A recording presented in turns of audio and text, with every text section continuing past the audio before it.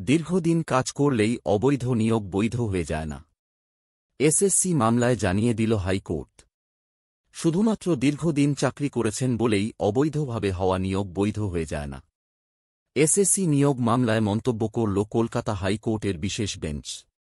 সোমবার মামলাটির শুনানি ছিল বিচারপতি দেবাংশু বসাক এবং বিচারপতি মোহাম্মদ সব্বর রশিদির বেঞ্চে। সেখানেই বিচারপতি বলেন, কে কতদিন কাজ করেছেন সেটা বড় বিষয় না, মূল বিচার্য বিষয় হচ্ছে নিয়োগ বৈধ কিনা। এসএসসি নিয়োগ দুর্নীতি সংক্রান্ত সমস্ত মামলার শুনানি 6 মাসের মধ্যে কলকাতা হাইকোর্টের বিশেষ বেঞ্চে শেষ করার নির্দেশ দিয়েছে সুপ্রিম কোর্ট। সেই নির্দেশ মেনেই শুনানি হচ্ছে বিশেষ বেঞ্চে। সেখানে শুনানি চলাকালীন হাইকোর্টের বিশেষ ডিভিশন বেঞ্চ বিচারপতি অভিজিৎ গঙ্গোপাধ্যায়ের দেওয়া নির্দেশের পক্ষেও কথা বলেছে।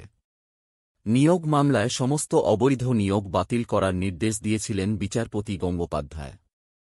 যদিও সেই নির্দেশে পরবর্তীকালে স্থগিতাদেশ দেওয়া হয়।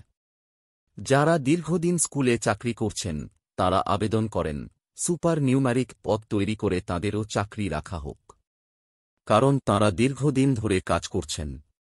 বিচারপতি গঙ্গোপাধ্যায় ওই নির্দেশ দিতে পারেন না বলেও আবেদন করেন চাকরি প্রার্থীরা। সোমবার এই প্রসঙ্গেই হাইকোর্টের বিশেষ বেঞ্চ বলে, মেয়াদ উত্তীর্ণ হয়ে যাওয়ার পরেও চাকরির নিয়োগপত্র দেওয়া হবে, তাতে অসুবিধা নেই।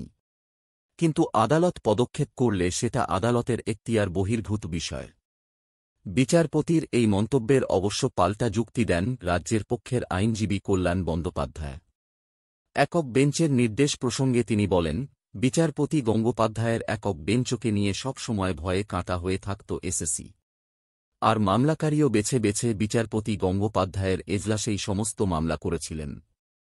কেন 3 বছরে অন্য বেঞ্চে মামলা দায়ের করেননি মামলাকারীরা? কল্যাণ যুক্তি হিসাবে এও বলেন যে, কেউ কোথাও ঘুষ দিয়ে থাকলে বা ঘুষ নিয়ে থাকলে তার মানে এই নয় যে আমি খারাপ।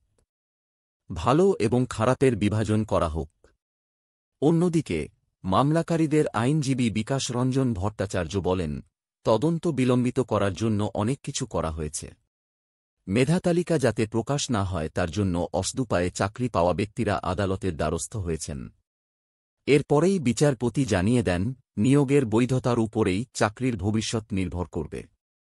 যে নিয়োগ অবৈধভাবে হয়েছে তা শুধু দীর্ঘদিন চাকরি করা হয়েছে এই যুক্তিতে বৈধ হয়ে যাবে না। আদালত এসএসসি মামলায় নতুন করে মেধাতালিকা প্রকাশের নির্দেশ দিয়েছিল, যা নিয়ে আপত্তি তুলেছিলেন চাকরি প্রার্থীদের একাংশ। বিচারপতি সোমবার সেই বিষয়েও প্রশ্ন তুলেছেন। তিনি বলেন, যখনই কেউ কোনো প্রতিযোগিতামূলক পরীক্ষায় অংশ নেন তখনই তিনি জানেন যে মেধাতালিকা প্রকাশিত হবে। মেধাতালিকা বা প্যানেল প্রকাশিত হলে কি